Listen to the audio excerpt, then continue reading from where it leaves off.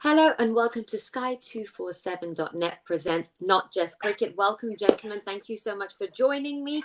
We have Wasim and the Dasgupta. It's great to have you, gentlemen, with me. Is it going to be a manic Monday or a panic Monday for Hyderabad? Only 2 wins of their last 10 games.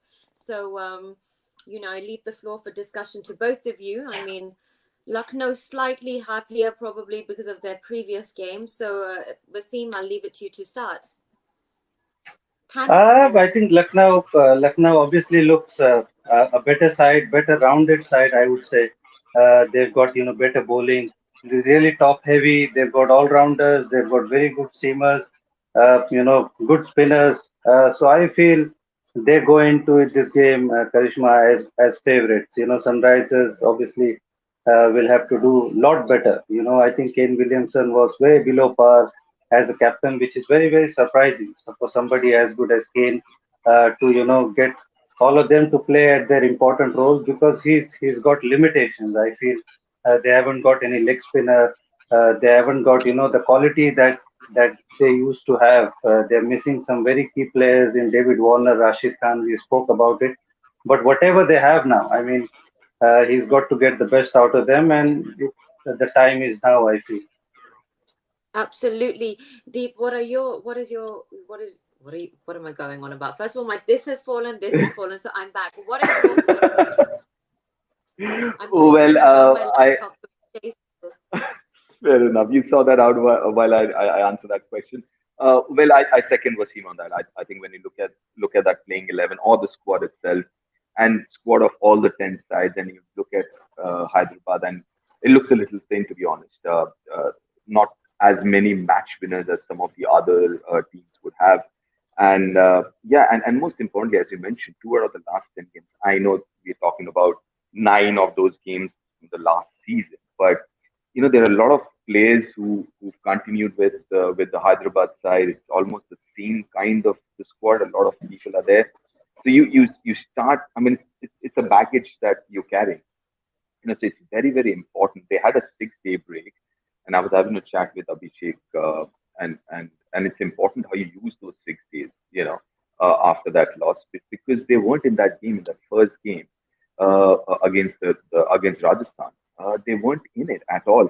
I mean, apart from the first 2-3 overs where they looked all right, Boogie looked all right, but they weren't in it. So it's very important for them to kind of bounce back and leave the baggage behind. And this is going to be an important game for them.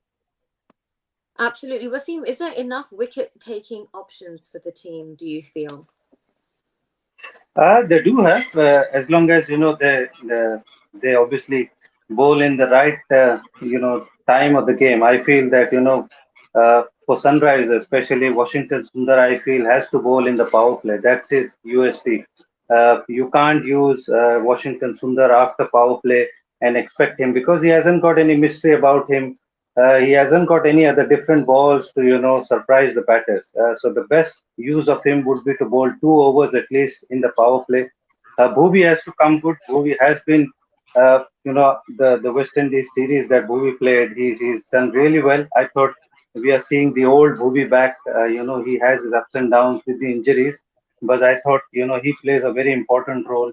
I feel Marco Janssen has to play. I feel we're playing at DY Patil. That probably pitch is going to suit his style of bowling. There's a lot of bounce in that pitch.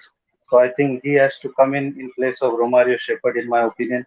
And Umran Malik, again, such a young, interesting player, somebody who they have retained, shown a lot of confidence. Again, where do you use him? I would say the best place for him is to probably just 1 over in the power play and then probably bowling in the middle overs and 1 over in the death.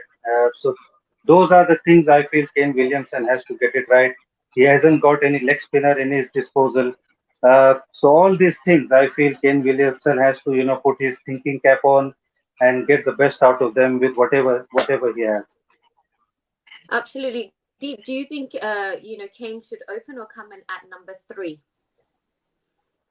I see Kane's done exceedingly well opening the innings in the past, but when I look at that batting order, you need some solidity through the middle overs as well. So I think from that perspective, So there are two ways to look at it. You can talk about maximizing an individual or maximizing the playing 11. I've always believed that it makes sense maximizing the playing 11, and from that perspective, I'd say Kane at three, because you have decent enough openers who can do the job. Someone like Abhishek's been given the role this season to open the innings. I think he's an extremely talented cricketer, a young talented cricketer, but he hasn't really lived up to that talent and potential as yet in the last 3, 4 years. And in fact, this is his fifth year with the Hyderabad side.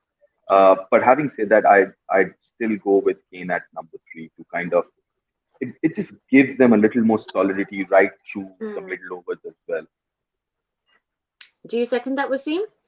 That he's exactly where he's meant to be at number three? Actually, number three, I feel, is a good position for Kane Williamson. I feel he can play that role of an opener as well at number three. When somebody gets out in the power play, he can, take the team through that power play, and then obviously pace his innings after that as well. But then you've got Rahul Tripathi. Where does he bat? And then you'll probably have to bat Rahul Tripathi as an opener, or maybe get Aiden Markram to bat as an opener. So something. They have to solve that jigsaw puzzle of who bats where. And I feel, Nicholas Pooran has to bat at number five. I feel that is his place. If the ball is moving and if the ball is doing anything, he can't be coming in when the ball is swinging around. So I feel his place is probably after the power play when the opposition team has spinners bowling or the medium pacers bowling when the ball's not doing much. We have seen his style of play that, he swings across, he plays to the square leg so often. So when the ball is swinging, he's got very little chance. So those are the things I feel Kane Williamson has to, sort it out. Whether if he wants to bat at three, then who opens the batting? That is going to be, a question mark. Absolutely, absolutely. Okay, let's talk a little bit about the next team, which is obviously Lucknow. 2 good outings, 1 narrow loss, and one great win. Their confidence must be on a very big high, especially because they have Jason Holder joining them today. So, Deep, let's talk about Jason Holder. That will definitely make them feel, more confident. Oh yeah, absolutely yes, and I just get this feeling that he's such an underrated cricketer across all formats. I think one of the top all rounders in world cricket right now. Even with limited opportunities that he got last season, he was fabulous with the ball and with the bat as well. So you've got someone who, for me, I think he's a proper match winner, and he bowls those tough overs, with the new ball and at the end as well. So I think his inclusion is a huge bonus. Same with Hyderabad as well, as Wasim mentioned. Marco Johansson, who wasn't available last game, he's available now, and I hope that he's going to play because, as I mentioned, they lack a few match winners. But for me, Marco Johansson is a match winner. He's still work in progress to a great extent. But the inclusion of these two players will make a huge difference to both the sides. Okay, well, he definitely is going to be playing today. And let's take a look at our numbers tracker.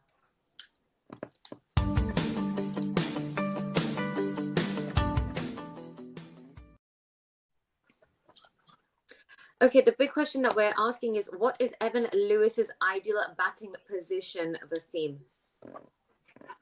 Well, I feel in this batting lineup of Lucknow, I feel number three is probably his position because Quinton de Kock and KL Rahul, are going to open. There's no doubt about it. That's the best place for them. But I think number three is probably his best position after that. But they've got Manish Pandey, and sometimes they do play left and right hand combination. So if Quinton de Kock gets out, then Evan Lewis walks in. But if KL Rahul gets out, then Manish Pandey walks in, which also makes sense. So I don't think it's going to make huge difference. I feel Evan Lewis is a very, very fine player. Even if he's coming at number four, I feel it doesn't make a difference. He did came at number four against Chennai, and we saw what he did. He's a destructive player. He can clear any boundaries. I mean, how big a boundary he's going to clear it very easily. He's a very destructive player. And he's a very, very important cog in that Lucknow Super Giants batting. Deep, do you think this decision is born out of what is happening? Because we've seen the other players. So do you think this is a deliberate, especially the West Indians? Yeah, I mean, listen, again, going back to what I said, ideally you would want even Lewis to open because he's got fabulous numbers as we've seen as an opener.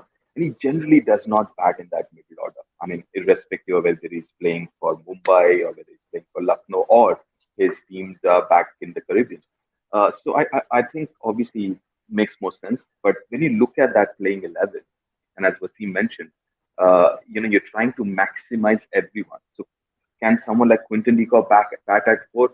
Maybe not. Can someone like KL Rahul? Yes, he can. But that left right hand combination, and I think they've got that right. Manish at three slash Evan Lewis at three, depending left right combination. I think, and also the fact that Evan Lewis, the kind of knock he played batting at number four, that should give him a lot of confidence and the team a lot of confidence that he can manage those middle overs. So yeah, I mean, as initially when I saw that name, Evan Lewis at number four, I was like, is that the right move? But I think it is. I mean, I'm sure they worked it out. And I think even one point in the game against Chennai, uh, Kevin Lewis didn't came out at number three, and Manish Pandey walked in, and that is probably the reason why Ravindra Jadeja didn't bowl Moeen Ali. If he had seen two left-handers batting, he would have squeezed, Moeen Ali for a couple of overs, and that would have made things difficult for Lucknow. So when you've got left hand right in combination, Manish Pandey is going to go after Moeen Ali. That sometimes plays on captain's mind to whether bowl that bowler. And if he's on strike, obviously they're going to take Moeen Ali on. So I think they're playing that part really, really well. Okay, let's Deep, we have to ask about Bhuvneshwar. Is Bhuvneshwar's loss of form a real cause of concern for Hyderabad? That's also another thing that was Uh, on. yeah, I mean, obviously, Krishma, when you compare Bhuvi to what he was 4 years ago, maybe yes, he's gone down a bit, but last game he bowled well. Yeah, there you go. Those numbers there. Obviously, if you compare those numbers over the years, yes, they don't look as good as they used to. But having said that, I think last couple of years he's been troubled a lot with injuries and fitness issues. But last game, I'm just going to go with his performance in the last game, and as the Wasim mentioned a while ago, his performance playing for India against West Indies. I thought he's looking better. Even last game, he should have picked that. I mean, he overstepped first over. Josh Butler would have been out. It could have been a different story last game had he not bowled that no ball. Right. So just keeping aside those numbers, at times those numbers they say a lot, but they don't really tell you the exact detail. But when I look at Bhuvi bowling, just bowling, not the numbers, it seems like he's getting the ball to swing. Last game he got the ball to swing both ways. He came in the death and bowled all right.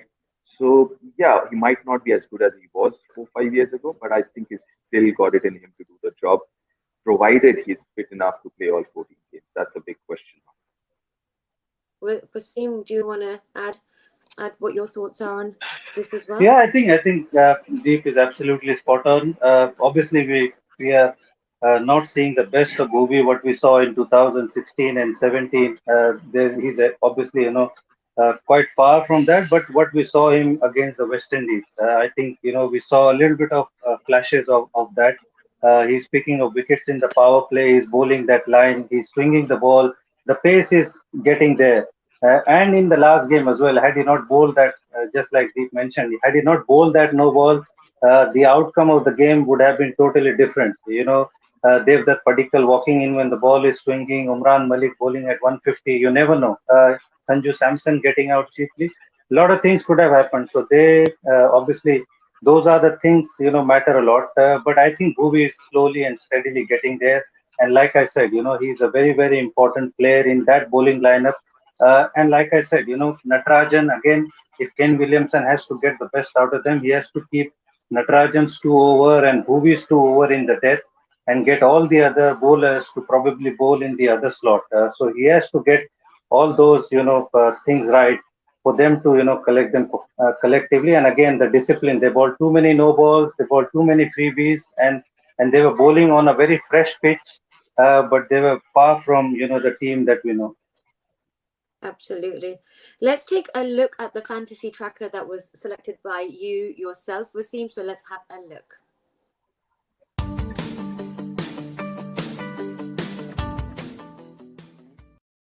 Wasim, tell us your thought process. Let's just take a look at it. Well, This is your no-brainer, isn't it? KL Rahul, Quinton de Kock, Kane Williamson, Evan Lewis. I picked the match winners. So just close your eyes and pick all the players that I picked. They're going to give you maximum rewards, without a doubt. Yeah. Nicholas Puran has to come good. It's too long. It's too long a wait. He's a quality player, so I expect him to do well. Bishnoi again, quality bowler. He's got fantastic record against SRH. So just back my instincts and select those players. yeah. Deep, let's ask you. Hyderabad have won the toss and they have chosen to bowl. And you had an interesting observation about the dew yesterday. So if you can, you were discussing that, right? Just before we Yeah, started. yeah. True. I mean, first of all, I think that's not a surprise. I mean, team winning the toss, selecting Yeah. to bowl first, that's not a surprise. Good on Hyderabad that they won the toss because it's an important game for them. Secondly, the dew factor yesterday, obviously there wasn't much dew. I was there at the ground. There wasn't much dew. A lot of people mentioned about the spray part. Yes, I mean they've been applying spray every day in the last 12 games, 11 games. So it's not generally the spray part of it, but the fact that generally the dew factor wasn't that great. There wasn't too much dew yesterday.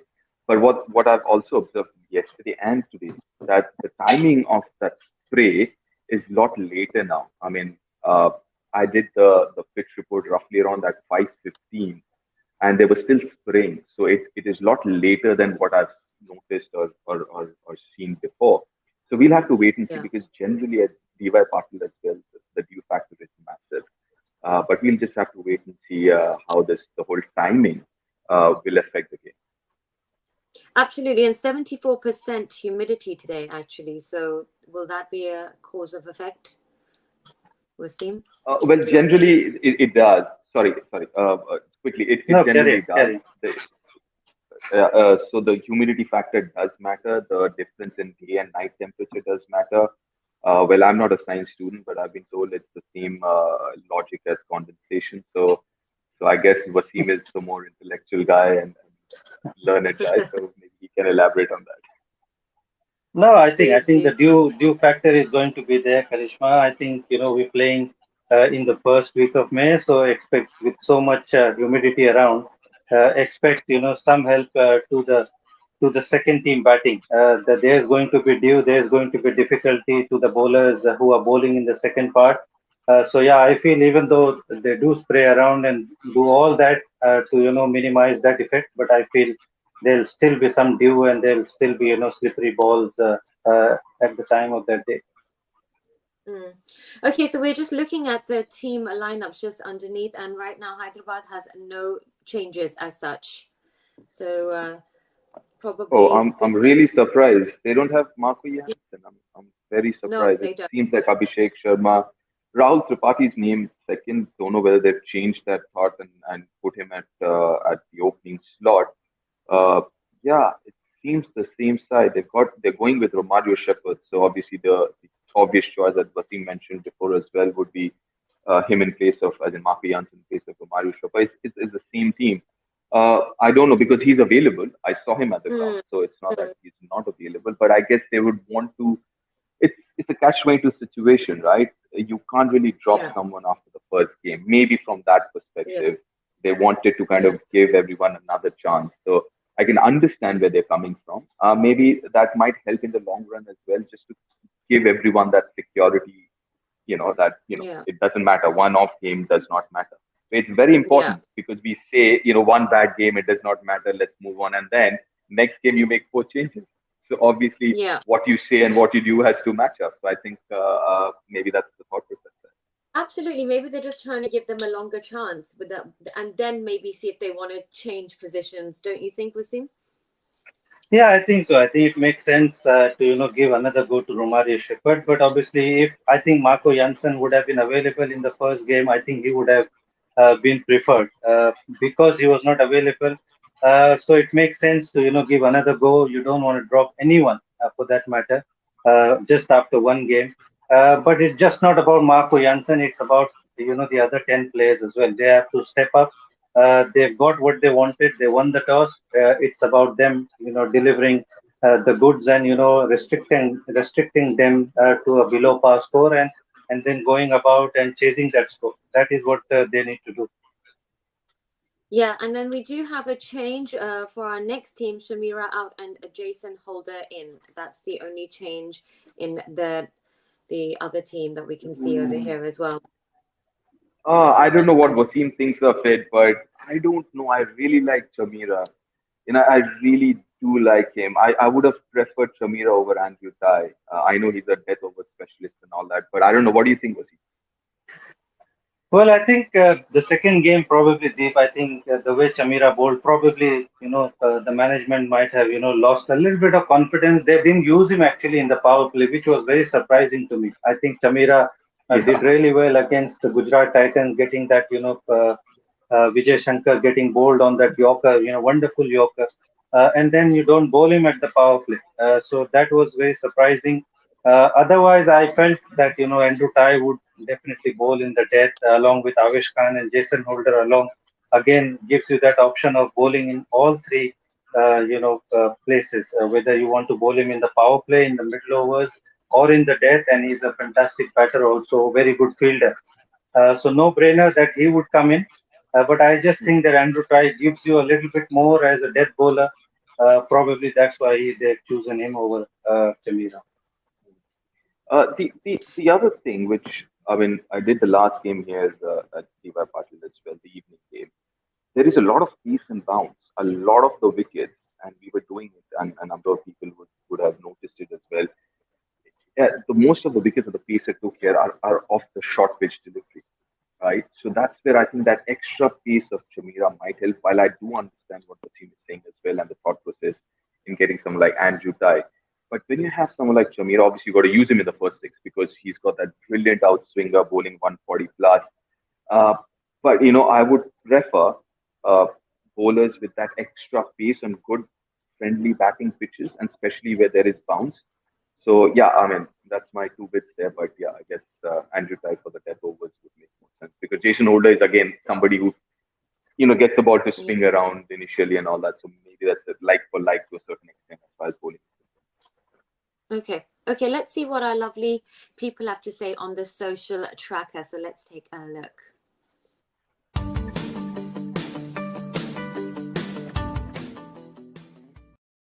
About Ross Taylor. So let's take a look.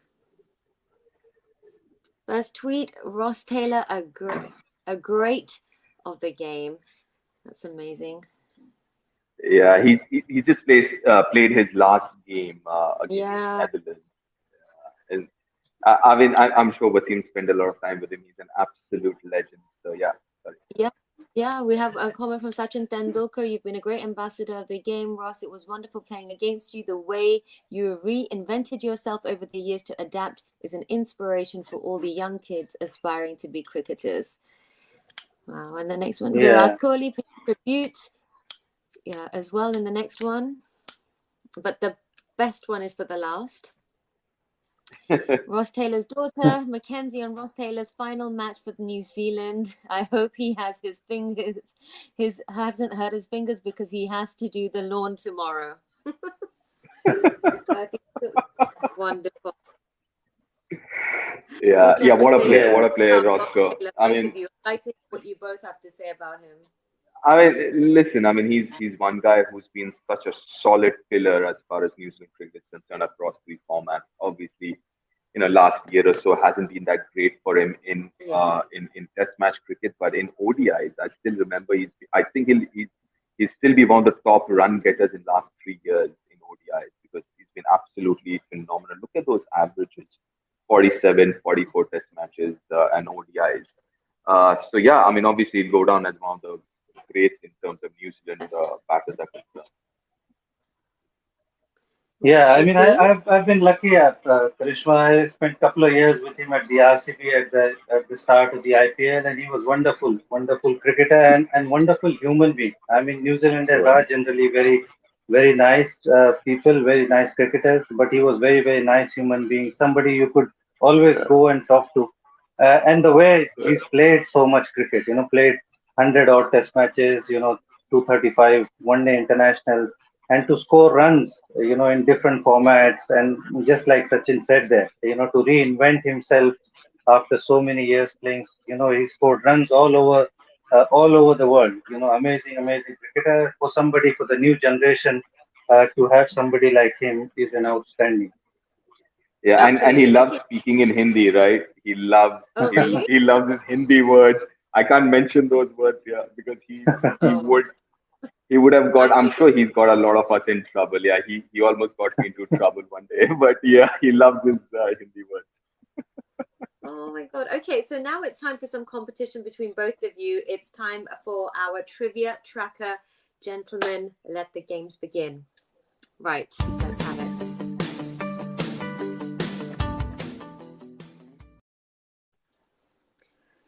So the first will be stargazing, and let's take a look. Who Oh, are these that's Manish two Pandey for merchants? sure. That's Manish Yeah. Pandey. One of Uh, them is Manish Pandey for sure, and other is Chamira. No. I would say one is Abdul Samad, Yes. and the Oh, other one is Chamira.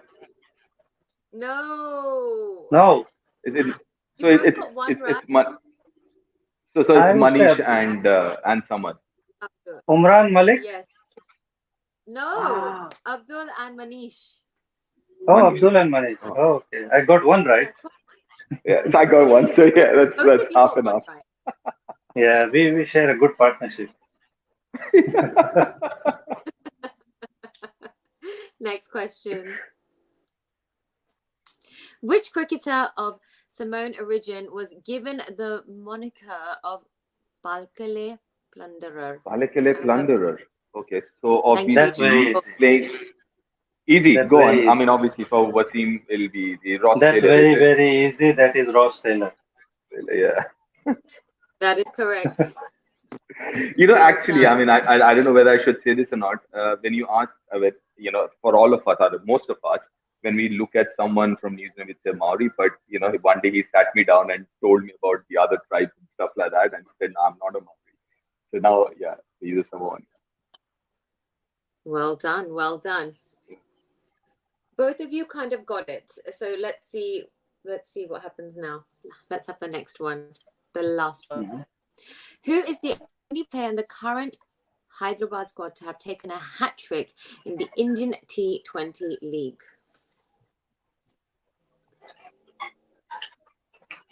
Ah, Does it I would include say support staff as well? Murli's got a hat trick, right? no. I don't think so. I would say Or uh, Dale? Dale's got a The, hat trick. he's actually a part of the squad. a Oh, part he's of the part. squad. Oh, I would say No Googling, Wasim. no, no. I'm not googling. I'm saying Natarajan. I would say Natarajan. yeah, No. Natarajan did, isn't it? Let's reveal the answers. Da, da, Oh, da. oh Shreyas Gopal. Shares Gopali. But Okay, look at the hat fair trick. enough. Yeah, Yeah, yeah, yeah, And yeah, yeah, how yeah. yeah. It's fine. definitely a very big value for the team. Yeah, two of the best Oh, there. not bad. Absolutely. So we kind of have a tie because I Listen, can't that's a really. win for me, right? You tie with Wasim Fine, as right? far It's as better than a loss. trivia is concerned. That's a win for anyone else. Everyone should be Before I happy, let Karishma, isn't it? before I let you listen, I wouldn't have known any of the answers. I really wouldn't have. I'm acting like I know, but I don't. You have the Right. answer in front of you. Yeah. Closing thoughts before I let you go about our game. Who would I'm not gonna Uh, I know you're gonna be diplomatic, but who is the team that maybe you think has a bit of an edge? I would say, look, Karishma, it's Ramzan time, so in iftari, I would go with Lucknowi kebab. I'm not having biryani now, not no Okay. Hyderabadi biryani, so I'm going with Lucknowi kebab today. Kebab over And I guess it's biryani. also less carbs, Yeah. Less more carbs. protein and less carbs. Okay, so let me say this. Obviously, on What's paper, mouth Lucknow is a watering? better side. Lucknow is a better side, but Hyderabad's kind of evened out, negated that advantage with the toss to a certain extent. But Anyways, Wasim's going for Lucknow, right? So I'll go with Hyderabad. Then. Let's have biryani. Let's have biryani. Okay, so let's see the poll reveal and let's see what our viewers have selected. Poll: which Lucknow youngster has impressed you more? Bishnoi at 43% and Badoni at 57%. Well, Badoni has Fair only enough. played a couple of games. Bishnoi has been around for, two full seasons. So I think Bishnoi wins that poll, in my opinion. Badoni still has a lot to prove, but he's given, some serious signs that, he's going to be a very, very good player. Indeed, I agree. So let the games begin. Gentlemen, we will join our lovely viewers after the show. Take care, God bless, and all of us check us out in a little while. Bye.